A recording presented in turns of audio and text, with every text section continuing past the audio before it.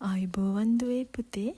ඉතින් ඔන්න අද අපි කරන්න යන්නේ ග්ලූකෝස් හඳුනා ගැනීමේ පරීක්ෂණය. ඕගොල්ලෝ දැනටම දන්නවා ග්ලූකෝස් කියන්නේ කාබෝහයිඩ්‍රේට් වල තැනුම් ඒකකය වන මොනොසැකරයිඩ් වර්ගයක්. ඉතින් දුවේ පුතේ මේ ග්ලූකෝස් තමයි අපි කන කාබෝහයිඩ්‍රේට් වල ජීර්ණයේ අන්තඵලය වන්නේ. ඒ ජීර්ණයේ අන්තඵල වුණු ග්ලූකෝස් අපේ රුධිරයට අවශෝෂණය කරගන්නවා. අවශෝෂණය කරගෙන අපේ සෛලවලදී ඒ ග්ලූකෝස් බිඳ වැටිලා අපිට අවශ්‍ය ශක්තිය නිපදවනවා. අපි ඒ ක්‍රියාවලියට කියනවා සෛලීය ශ්වසනය කියලා. ඒ වගේම තමයි ප්‍රභා සංශ්ලේෂණයේදී නිපදවන්නේත් මෙන්න මේ ග්ලූකෝස්ම තමයි. දැන් අපි යමු මේ ග්ලූකෝස් හඳුනාගන්නේ කොහොමද බලන්න. මම ඒකට ග්ලූකෝස් ටිකක් අරන් තියෙනවා. ඊළඟට මම අරන් තියෙනවා බෙනඩික් ද්‍රාවණය. බෙනඩික් ද්‍රාවණයේ වර්ණය නිල් පාටයි.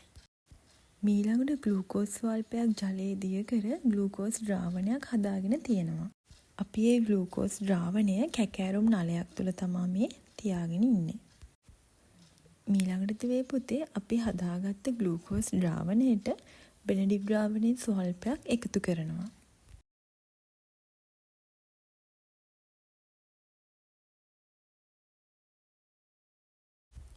බලන්න බෙනඩික් ප්‍රතිකාරකයේ එකතු කරාම අවර්ණ ග්ලූකෝස් ද්‍රාවණයත් නිල් පාට වුණා. මීළඟට අපි ජලතාපකයක් භාවිතා කරලා බෙනඩික් දැමූ ග්ලූකෝස් ද්‍රාවණය මේ විදිහට රත් කරගන්න ඕන. ඔයගොල්ලන්ට මේ පේන්නේ රත් කරන්න අරන් සුළු මොහොතකට පස්සේ වර්ණ විපර්යාසය නිල් පාටට තිබුණු ද්‍රාවණය කොළ පාටට පත් වේගෙන එනවා.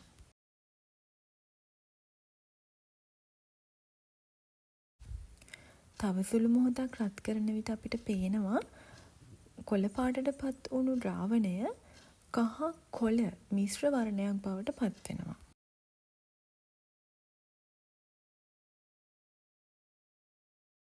තවදුරටත් රත් කරනකොට කහ කොළ මිශ්‍ර වර්ණය තැඹිලි පාටට පත් වෙනවා අපිට බලා ගන්න පුළුවන්.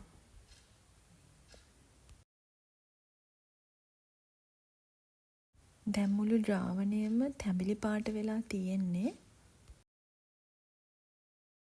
තවදුරටත් රත් කරනකොට ඕගොල්ලොන්ට බලා ගන්න පුළුවන් කැකෑරුම් නලයේ පතුලේ ගඩොල් රතු පාට අවක්ෂේපයක් තියෙනවා.